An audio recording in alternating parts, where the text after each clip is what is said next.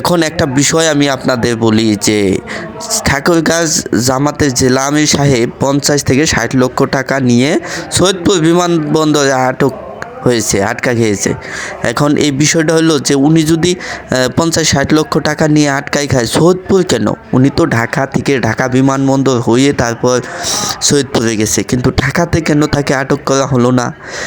এই নির্বাচন কমিশন তো ইতিমধ্যে ঘোষণা দিয়েই দিছে যে এই 2 দিন বাস ট্রাক নিয়ে চলাফেরা করা যাবে না, আর মোটর সাইকেল তো টাকা নিয়ে চলাফেরা করা যাবে না, এরকম নির্দেশনা কিন্তু উনি দেয়নি। তো ইনি ব্যবসায়িক সূত্রে হোক, যেভাবেই হোক, ইনি যে কারণেই হোক টাকা নিয়ে যাচ্ছিল, তাকে কেন ঢাকাতে আটক করা হলো না? 1 2 নম্বর, কেন তাকে সৈয়দপুরে গিয়ে তাকে আটক করা হলো? ঢাকাতে অনুমোদন কেন দেওয়া হলো? এটা কি যে 10 টাকা 5 টাকা পকেটে নিয়ে গেছে, তাকে কেউ দেখে নাই, হ্যাঁ উনি চলে গেছে, ওইখানে যায় ধরা পড়ছে, এমন ঘটনা না। এটা নিশ্চয়ই কোনো ঘটনা আছে, নিশ্চয়ই কোনো রহস্য আছে, এটা আপনারা দেখবেন। অবশ্যই এর পিছনে কোনো রহস্য থাকতে পারে। যাই হোক, আমরা সেই বিষয়ে যাই না। আমরা যাচ্ছি যে তাকে কেন এই টাকাসহ আটক করা হলো। নির্বাচন কমিশন বা গভর্নমেন্ট কি একটা মানুষ কি টাকা নিয়ে পথে ঘাটে চলতে পারবে না?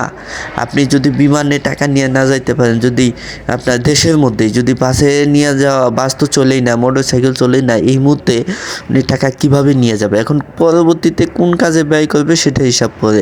আপনি টাকা নিয়ে যাচ্ছেন, আপনি নিজের টাকা, আপনাকে পুলিশ অ্যারেস্ট করবে, এটা কেমন ভাই? কোন দেশে আমরা এখন বসবাস করতেছি?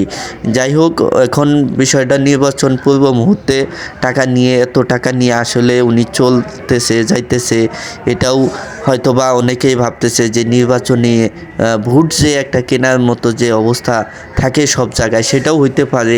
এই সন্দেহ হয়তোবা তাকে আটকাইছে। তো আমার কথা সেই জায়গায় না, আমার কথা হলো যে তাকে যদি আটকই করা হয় এই সন্দেহই যে এত টাকা নিয়ে সে ভোট কিনবে জামাতের আমির সাহেব ঠাকুরগাঁয়ে, তবে তাকে কেন ঢাকা এয়ারপোর্টে আটক করা হলো না? আর সেখানে আটক না করে পরবর্তীতে সেই তথ্য তারা কীভাবে সেখানে পেল? সেখানে অবশ্যই তথ্য পাঠিয়ে দেওয়া হয়েছে। যাই হোক, ভিতরে অনেক খেলা চলছে, কোন লেভেলের খেলা চলছে ভাই এটা বলা খুবই মুশকিল। এখানে গভীর ষড়যন্ত্র আছে, আপনারা না বুঝে অযথা কমেন্ট করবেন না। যাই হোক, সবাই ভালো থাকবেন এবং নিজের সুস্থতা নিয়ে চলবেন। নির্বাচনে অনেক সহিংসতাই হচ্ছে, বিভিন্ন জায়গায় টাকা দিয়ে ভোট কেনাও হচ্ছে।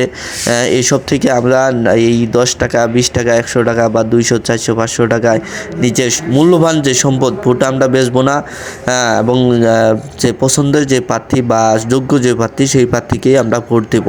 এই যে টাকা নিয়ে যে ধরা খাওয়া, এটা একটা সাজানো নাটক হতে পারে, আমি জানি না, তবে হতে পারে। তো অবশ্যই এইসব গুজব থেকে আপনারা ভালো থাকবেন, এসব দূরে থাকবেন এবং নিজের মূল্যবান ভোট কারোর কাছে বেচবেন না। এবং টাকা নিয়ে যেহেতু চলা মুশকিল, বর্তমান সময়েও পুলিশ অ্যারেস্ট করে ফেলবে, অবশ্যই টাকা নিয়ে চলবেন না। টাকা তাহলে কি করবেন? বাড়িতে রেখে দিবেন, প্রয়োজন হলে সেটা বিকাশ বা নগদ বা ব্যাংকের মাধ্যমে লেনদেন করবেন। অবশ্যই সবাই